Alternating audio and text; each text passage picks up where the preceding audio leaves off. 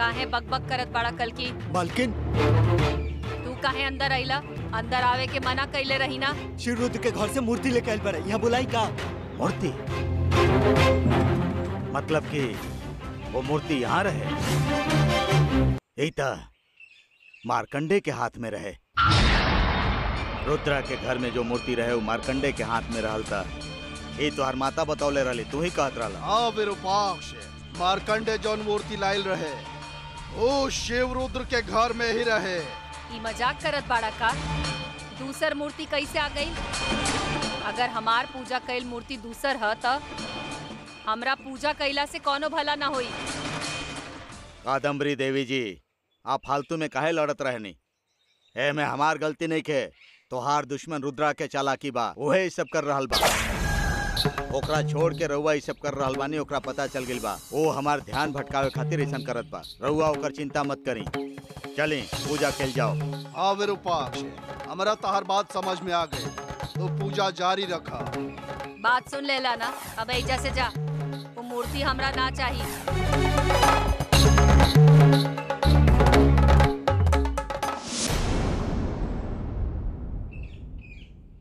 अच्छा रुका।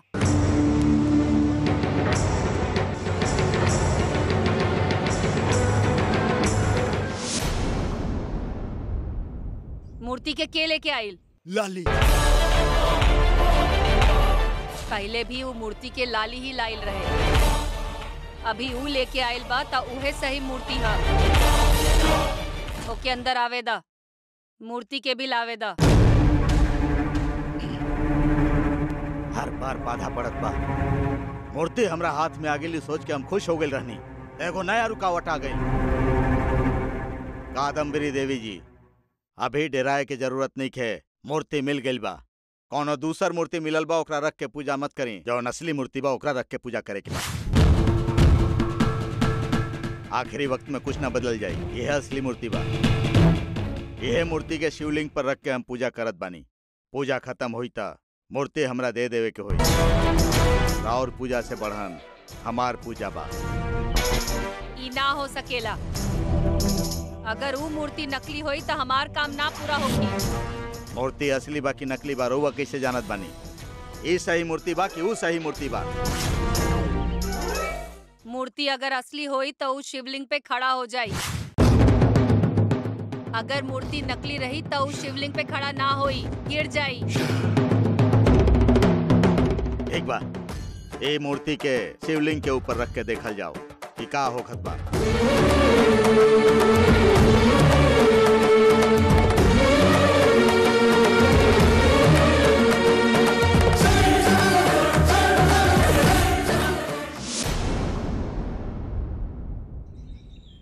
का कहली? तू लोग के मूर्ति लेके आवे कहली? हम पहले ही कहले रानी कि उहे हमने के आवे खातिर कहले बारी। जब वो खुद कहली तर वो मान गई नहीं। चला बेटी अंदर चल जा।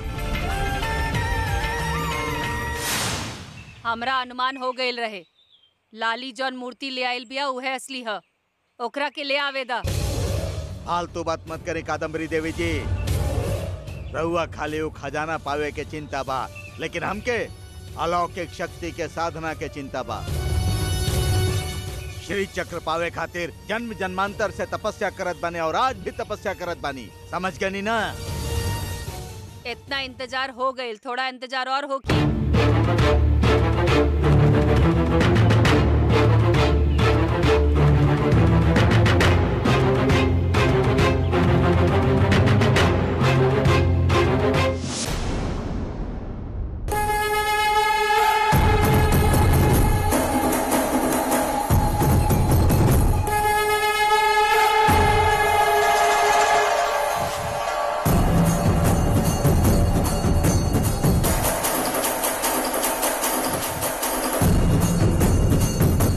लाली के यहाँ आइला पर हमार रहल ठीक ना हो, हम दूर खड़ा हो जाता है।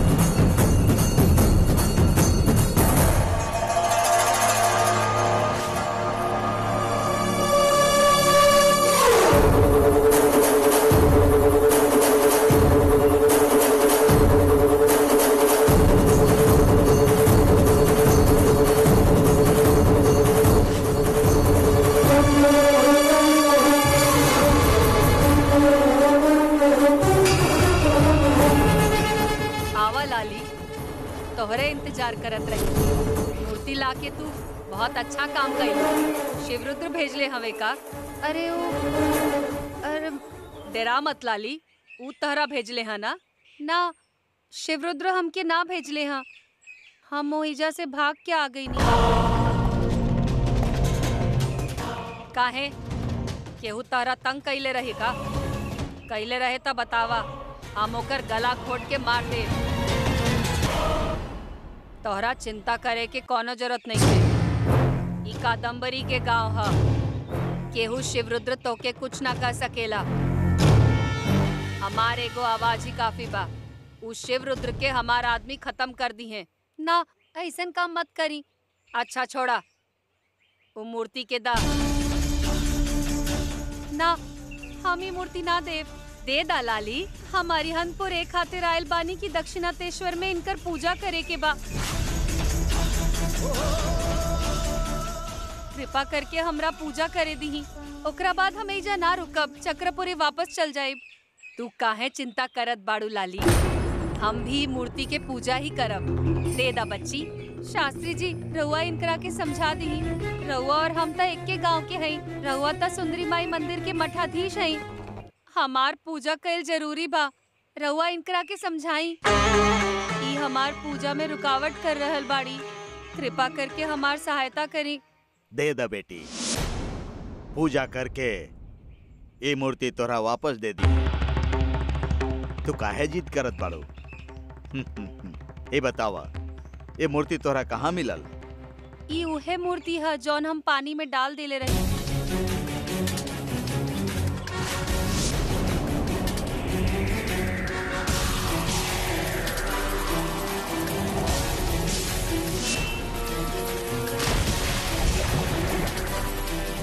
इतना दिन से देविका के पास रहे, वो हमरा के दे देली। अब तक सुंदरी माई मिल गई बाड़ी। अब दक्षिणातेश्वर मंदिर में रख के इनकर पूजा करे के बा। लेकिन यहाँ तो देखी, तू कुछो करे खातिर लाइल बाड़ू। हमरा ऐसे कोनो संबंध नहीं के। अभी मूर्ति हमरा चाहिए, हमरा के दे दा बस।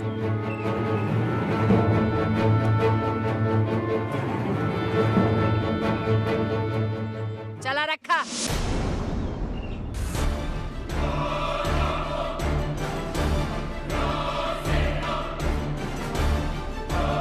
ना, हमें मूर्ति ना दे। राजेश, हमार चाबुक ले आवा।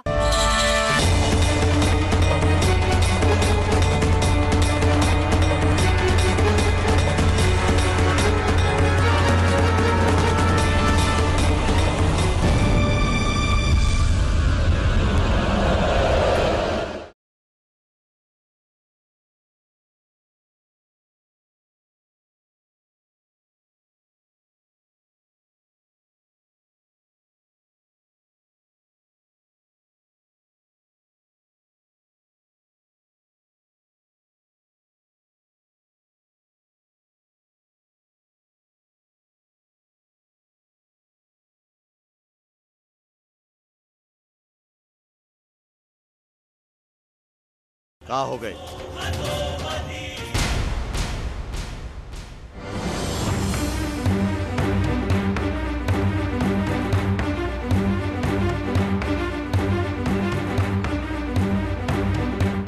लाली ई का भइल? हम नहीं की जानत। हम तो एगो ही लाइल रहनी। तब फेरे में दूगो कैसे आ गई?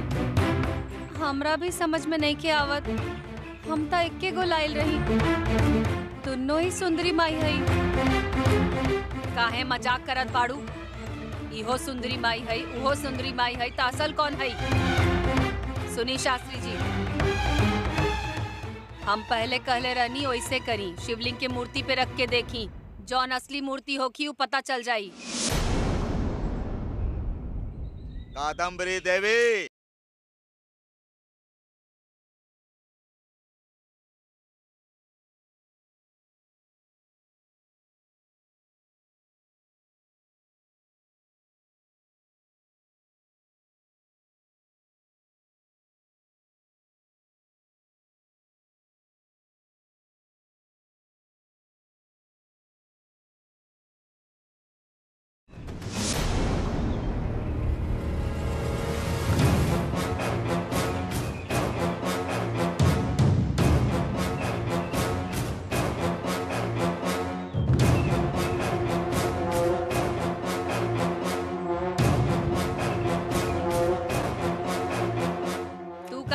आयला शिवरुद्र?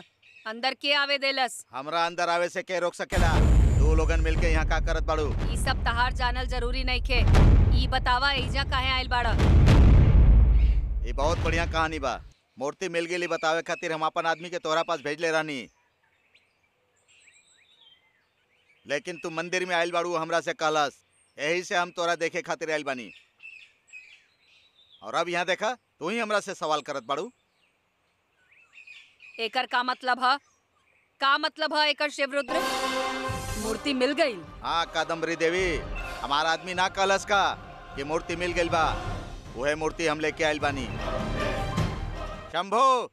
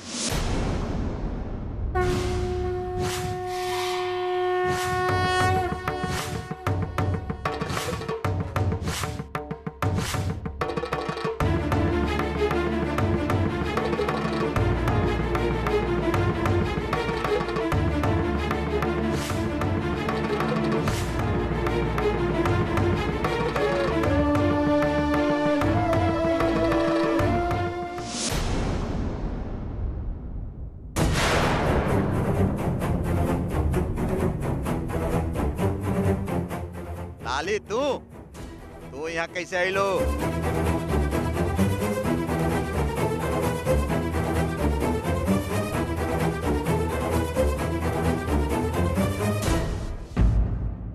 शिवरुद्र देखा, यहाँ बहुत अजीब हो रहल बा। ई मूर्ति कहाँ मिलल? ये मूर्ति हम लाली से छीन ले रहनी। एजा लाली भी मूर्ति ले आइल बिया। ये तू का कह रहल बाड़ू? चला हम दिखावतनी।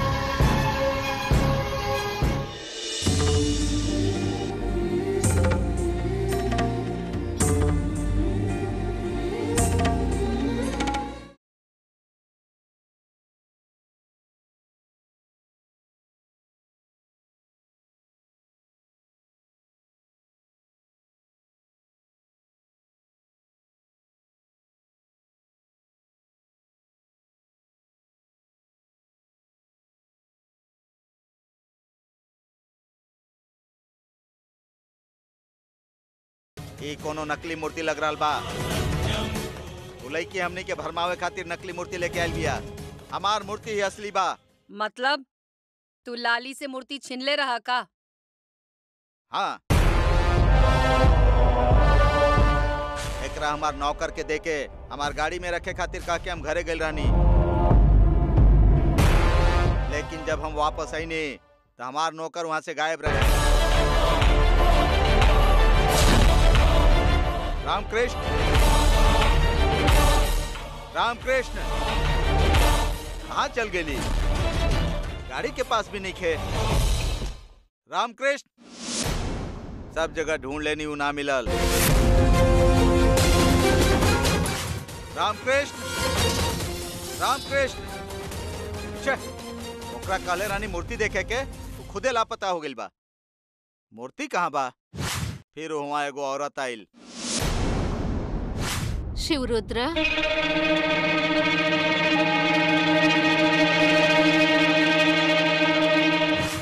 ओकर हाथ में ये मूर्ति रहे।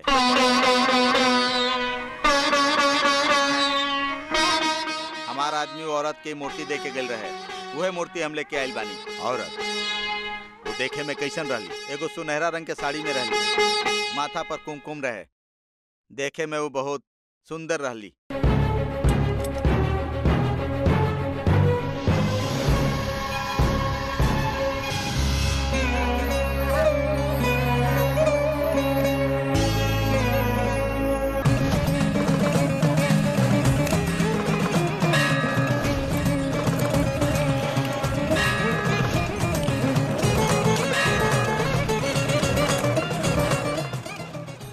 रउआ पास कैसे आई?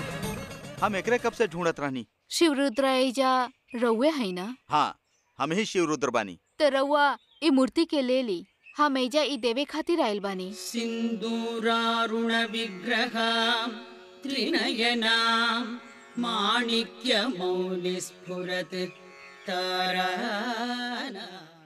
के कहलस? के मूर्ति देवे खातिर कहलस? वो रास्ता पे गाड़ी में रास्ता पे जौन आदमी जात रहे वो हमके रोक के ई मूर्ति हमके देख के एजा शिवरुद्रा जी यही ई कहलस, तब तू उनकी मूर्ति दे दिया। इतना कह के चल गई। तो हमरे आदमी बा, लेकिन वो बा कहाँ? हम कुछो नहीं जानत। वो हमके मूर्ति खाली आपके देवे खातिर कहले रहे और हमू दे देनी। ओकरा मूर्ति संभार के रखे खातिर कहनी तो वो रास्ता में रउआ के पकड़ा के चल गई। पागल बा वो एकदम। पागलपन तो सबके पास ही बाना, और सब लोग अपना अपना मन से आपन अपन काम करेलन। अभी रउआ के कहीं जाए के बा का? ये मूर्ति लेके हमरा मंदिर जाए के बा, लेकिन इस सवाल रउआ काहे पूछत बानी? के बानी रउआ? मूर्ति हमार हाथ में दे देनी ना, अब राउर काम खत्म हो गई। अब जाई।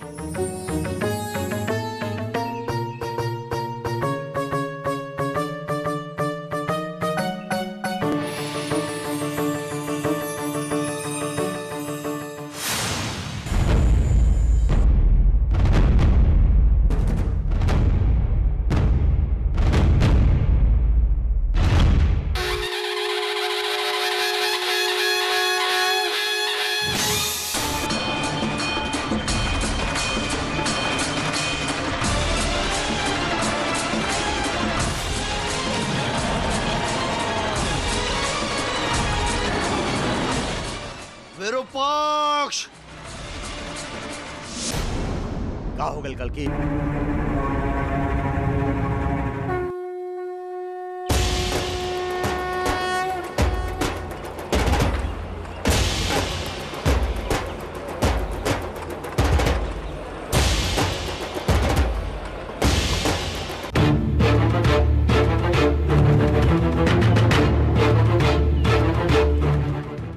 का यहाँ भी मूर्ति बा? ये भी माँ के मूर्ति बा। इस सब का सब मूर्ति एक जैसा नहीं बा।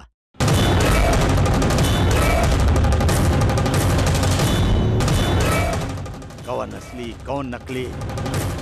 कादम्बरी देवी जी, इस समस्या के हल ना होई लगता। ऐसा एगो और मूर्ति। गुरुजी, हमरा शिवलिंग के पीछे एगो दोसर मूर्ति मिलल है, देखी।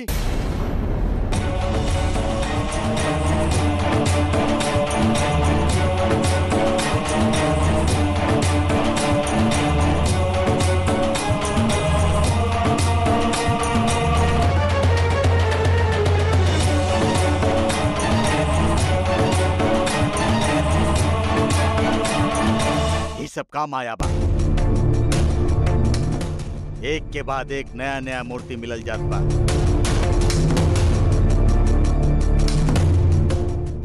ये खेल खत्म होके वाला नहीं खेल। अनगिनत मूर्ति मिले वाला बा। हमार मन यह कह रहा बा, अब समय बर्बाद नहीं कर सकत। ज्यादा समय नहीं के बचल। कादम्बरी देवी जैसे कही है, बिल्कुल वैसे ही सब मूर्ति के एक एक करके शिवलिंग पर रखे के समय नहीं खे। असली मूर्ति के पहचान करे के होगी। हाँ, ये काम जल्दी करे के होगी। चलो मणिकांत।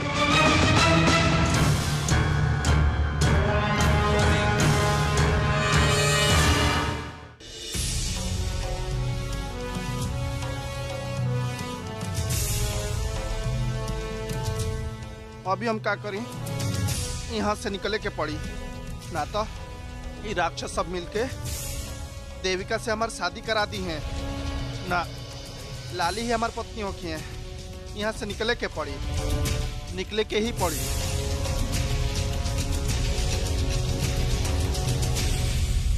छोटकी मालकिन, छोटकी मालकिन। का भेल ताके? तेजा खड़ा होके काहे चिल्लाता रहा?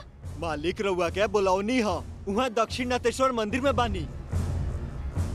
मूर्ति पहचाने में दिक्कत होता। असली मूर्ति कौन है पहचाने खातिर बोलावनी है। हम जाके काहे दिखाई? मंदिर में रहुए जैसन देले बनी उसन 100 गो मूर्ति बा। उमे असली कौन है नकली कौन है रहुए चल के बता दी। का असली है का नकली है हम नहीं जानत। हमारा पास जौन मूर्ति रहे वो हम दे देनी है बस। रहुआ वहाँ चल के ही कह देव तो अच्छा होई मालिक कहनी है। हम काहे खातिर जाए बोईजा? हम ना जा सके नी। हमके बहुत काम बा, खासकर बंगाली से शादी करे के बा। ओकरे खातिर तैयारी करे के पड़ी।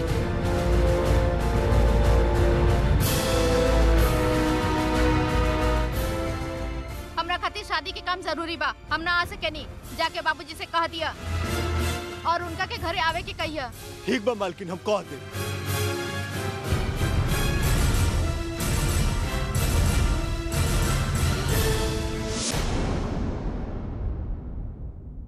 मणिकांत लावा दूसर मूर्ति देख ले रहा ना, जा लेके आवा।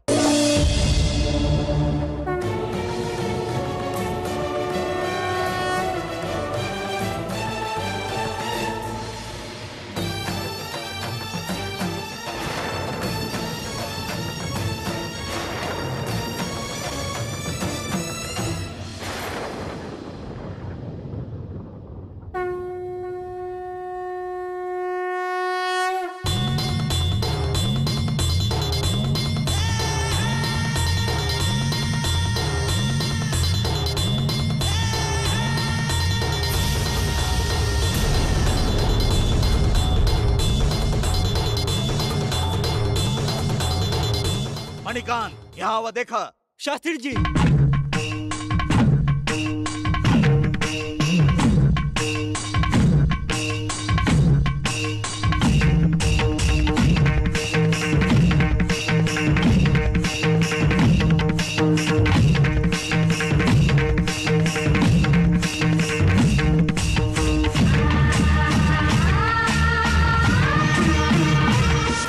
कादम्बरी देवी, कादम्बरी देवी, गर्भगृह में मूर्ति के भंडार लगल बा। सब मूर्ति के एक एक करके शिवलिंग पर रख के पूजा करे के समय बिल्कुल नहीं खे। ऐसा कल असंभव बा। देखिए पूजा के समय नजदीक आ गइल बा। हम का करी हमरा समझ में नहीं आ रहल। रउवे कुछ करी। हमरा खुद ही नहीं खे समझ में आ रहल। हे दक्षिणातेश्वर हमार सहायता करी।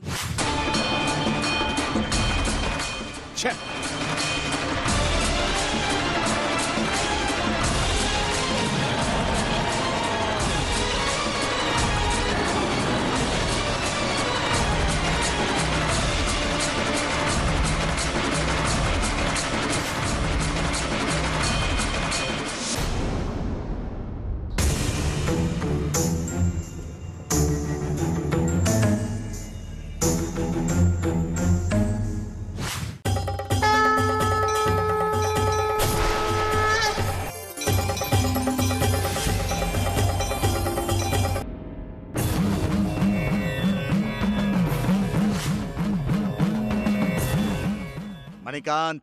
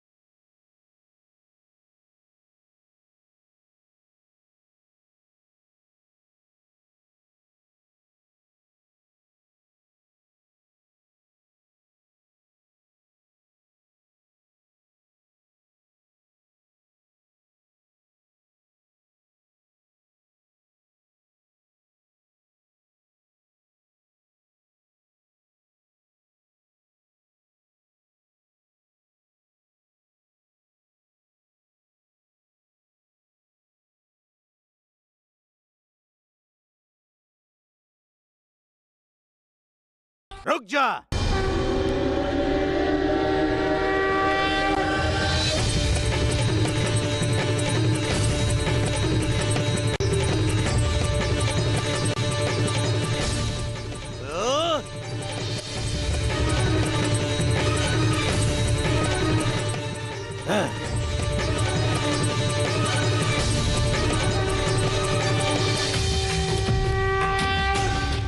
ना छोड़ा, ना छोड़ा हम।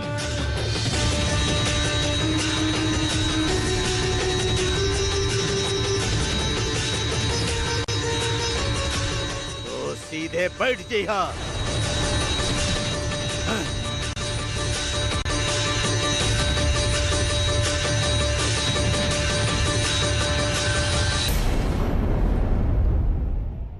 रुका, रुक जा। ओए!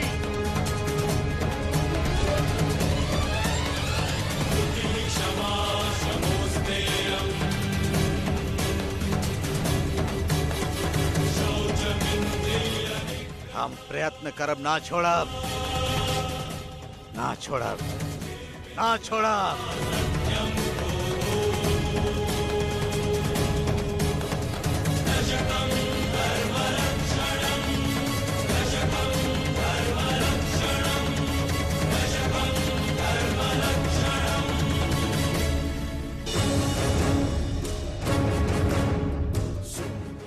रुका, रुका।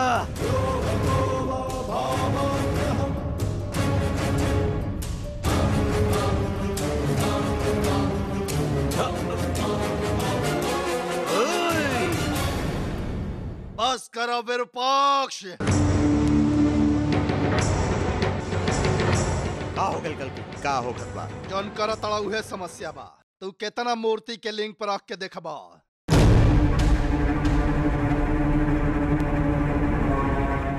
ई सब माई के बनावल एगो धोखा बा। ए तारा कब समझ में आई? का हो गइल बा तहर बुद्धि के?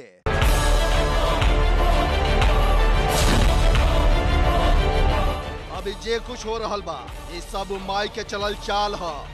ये ऐसे खत्म होके वाला नहीं खे विरूपाक्ष।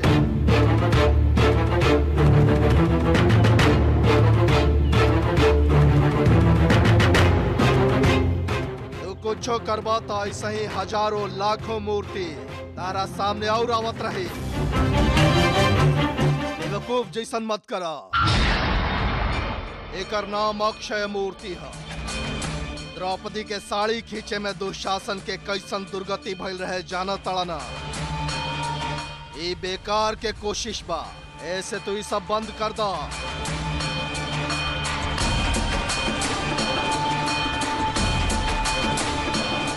एक खजाना, एक कादम्बरी, गरुड़ मंत्र, ये सब के जरूरत हमनी के नहीं खे। ये सब हमनी के ना चाहे।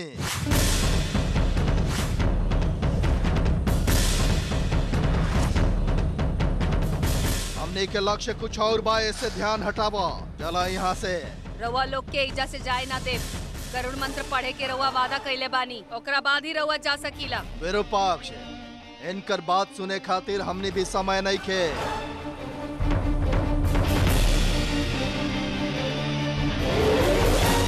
इनका ही खजाना ना मिले के चाहे। यही से ही खेल हो रहल बा।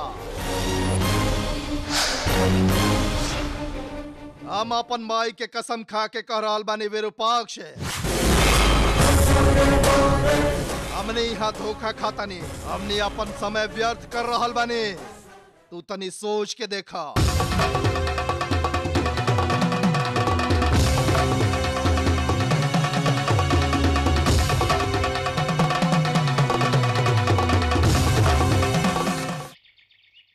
आवा बैठा।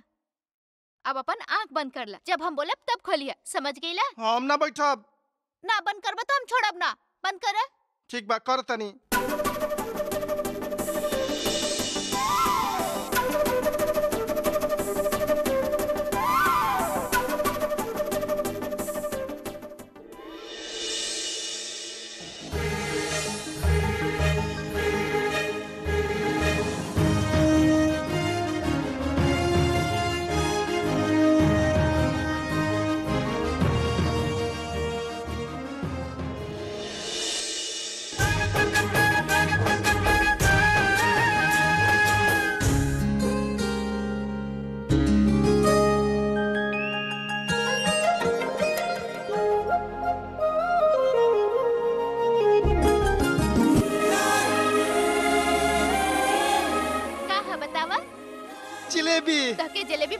पसंद है ना, यही से तो हम बनवाई है। हमरा पसंद है, तारा कैसे पता? तू हमार होखे वाला पति हवा ना, पति के अच्छा बुरा समझल पत्नी के कर्तव्य होला। यही से तरह खातिर जलेबी बनवाई है, खा ला।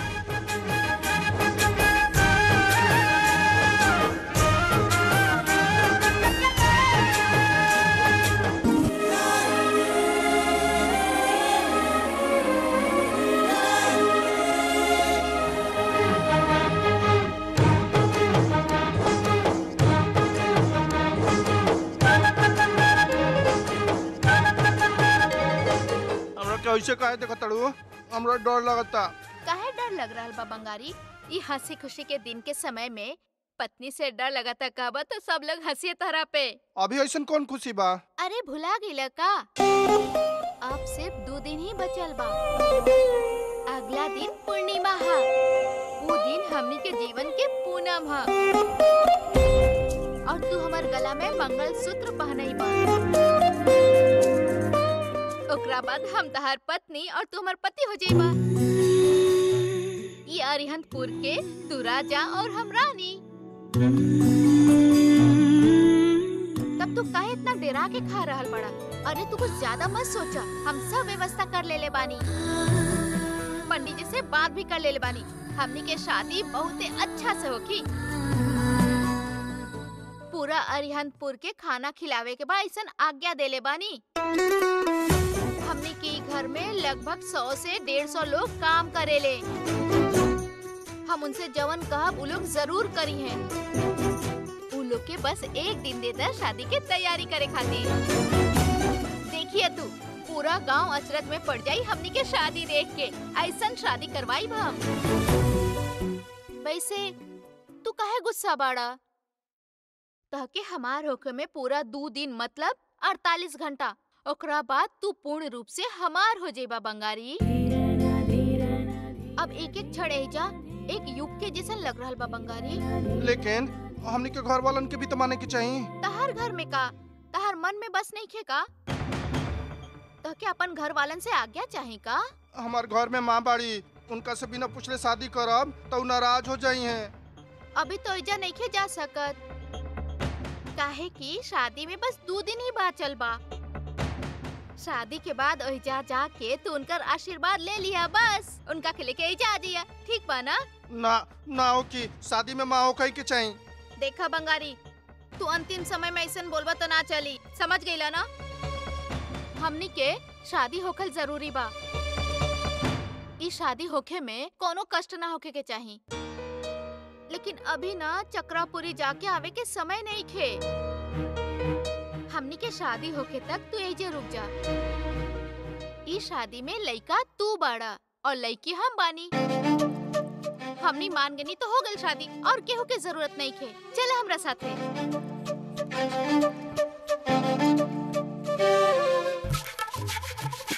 आवा ना बंगारी। रउआ खातिर हम शिवरुद्र से दुश्मनी ले लेनी, लेकिन का भइल? रउआ हमरा के ठग लेनी। ठग लेनी? हम नहीं खे ठगले, हमने सब के ठगले बाड़ी माता। इतना मूर्ति में से कौन असली मूर्ति भाई पता लगावल मुश्किल बा, और सही मूर्ति बिना काम भइल भी मुश्किल बा। अभी ऐसा अविवेकी और अज्ञानी जैसन बात करे में समय व्यर्थ कईल बेकार बा। सब बात हमरा नहीं खे मालूम। 2 दिन में पूर्णिमा आ जाई, ओ दिन ओ खजाना हमार होके के चाहिए।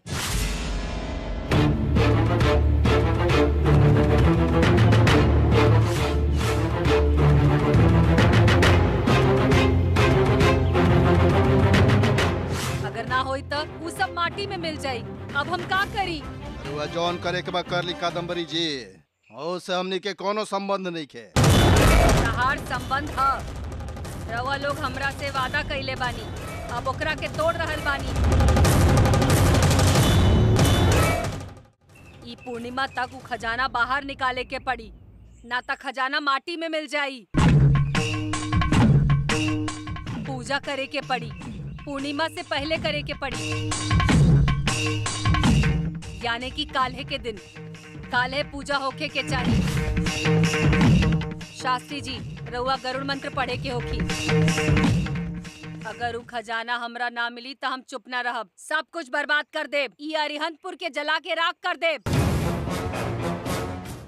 यही अरिहंतपुर में रउआ लोग भी रहब। काहे टेरवा रहल बानी का? टेरवावत नहीं की शास्त्री जी, सच है। ये सच बात है कि रउआ लोग भी जल के राख हो जाए बस। रउआ जरैला से जर के राख हो जाई। हम कोनो नारियल के खोपड़ी ना होई। जन्म जन्मांतर से कई तरह के साधना करके सिद्धि प्राप्त कैले बानी हम। हमार शक्ति के अभी अंदाजा नहीं खे रउआ। अगर रउआ हमारा सामने मुंह खोलनी तो रउआ के सर से उल्टा लटका के पिशाच बना के रउरा अपने घर में टांग देहाब। ओहो हो, ई ए जन्म में नहीं खे हो सकत कल की। इतना सस्ता जान नहीं खे हमार। अपने पुरखन के पूजा करके आयल बानी हम। अन्न दान और दान धर्म कैले बानी हम। तारा शक्ति बात तू हमार घर में पैर रख के आपन जान बचावा, चाहे कितनो सर कटे दा, लेकिन हमरा पूर्णिमा से पहले वो मूर्ति और खजाना मिले के चाहिए बस।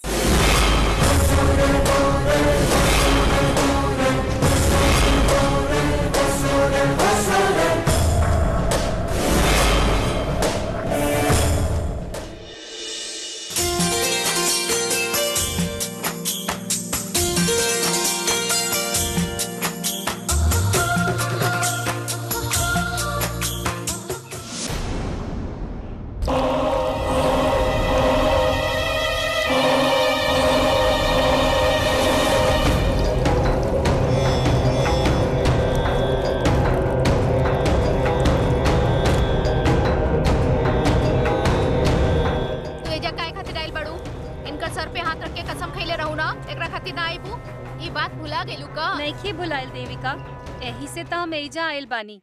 बंगारी के हमरा वापस दे दा। काहे कहे दी बंगारी हम तारा के? तू जैसे कहलू हम तारा के मूर्ति दे देनी हा, फिर तो के हमार बंगारी काहे चाही? हाँ, मूर्ति देले बाड़ू, लेकिन तू नकली मूर्ति देले बाड़ू हमरा के। तू हमरा के धोखा देले बाड़ू। धोखा से तू हमार बंगारी के पहले बाड़ू। नकली और असली काहा इस सब हमरा नहीं के पता। तहरा वो मूर्ति चाहत रहे हम तहके दे देनी बस। तहार काम तक खत्म हो गई, लेकिन हमार काम अब शुरू हो गई बा। चला बंगारी, एकरा धोखा के कीमत तू मत चुकावा। ई हमनी के नकली मूर्ति देके फंसा रहल बिया।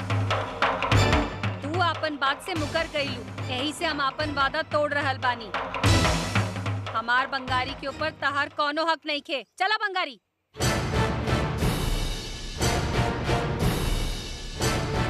बंगारी के लेके तू कहाँ जाता रू? हमरा पास जौन मूर्ति रहे उहे हम तहरा के देनी हा। वो असली रहे कि नकली हमरा नहीं के पता। ये तहर जिम्मेदारी है। अपन देहल वचन के पालन करा। तू बंगारी के हमरा खातिर छोड़ दा। तू हमरा नकली मूर्ति देके धोखा देले बाड़ू। ऐसे में हम भी अपन वचन पूरा ना करब। बंगारी अब तहार कब्बो ना होई, हम ही ना होके देब। छोड़ा। हाँ, लाली ठीक कहतड़ी। तारा मूर्ति देला पर हमरा से शादी हुई ये बात रहे, लेकिन तू नकली मूर्ति देलू तो हम काहे शादी करी? तू ओकरा तरफ से बात करत रह बंगारी। हाँ,